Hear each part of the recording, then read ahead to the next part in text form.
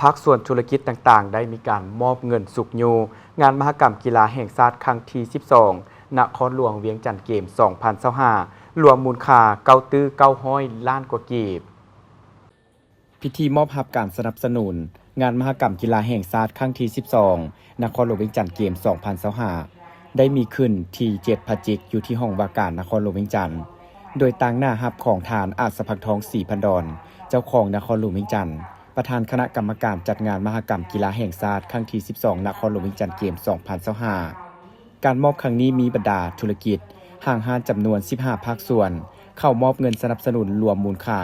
9,800 ล้านกีบในนั้นประกอบมีบริษัทลาวโทรคมนาคมมหาชนสนับสนุน4,399 ล้านกว่ากีบบริษัทอูโตเวิร์น198 ล้านกว่ากีบบริษัทหงอรุณโลจิสติก1,175 ล้านกว่ากีบบริษัทพัฒนาศูนย์เศรษฐกิจครบวงจรหนองจันตอนเหนือจำกัด703 ล้านกีบบริษัทอีโวจำนวน500 ล้านกีบบริษัทอาร์ตมีเดีย250 ล้านกีบสภาการค้าและอุตสาหกรรมนครหลวงเวียงจันทน์200 ล้านกีบบริษัทลาวเวิร์น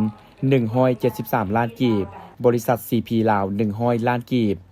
วิสาหกิจส่วนบุคคลกามนสปอร์ต100 ล้านกีบบริษัทบริการฝึกซ้อมกีฬายิงปืนจำกัด50 ล้านกีบบริษัท ETL จำกัดผู้เดียว50 ล้านกีบบริษัทหุ้ยหยวนเกลือโปตัสอุดมสมบูรณ์จำกัดผู้เดียว50 ล้านกีบคณะบริหารงานคุ้มครองส่วนเจ้าอนุวงศ์50 ล้านกีบบริษัทดาวเฮือง100 ล้านกีบในโอกาสดังกล่าวทานอาจสะพังทองศรีพันดอนพร้อมด้วยคณะก็ได้มอบไปเกียรติคุณให้กับทุกภาคส่วนที่ให้การสนับสนุนในครั้งนี้พร้อมทางได้กล่าวแสดงความขอบใจ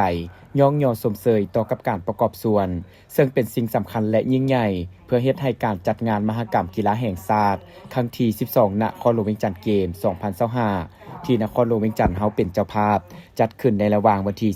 15-25 พฤศจิกายนนี้ให้รับประกันผลสำเร็จตามระดับคาดหมายที่วางไว้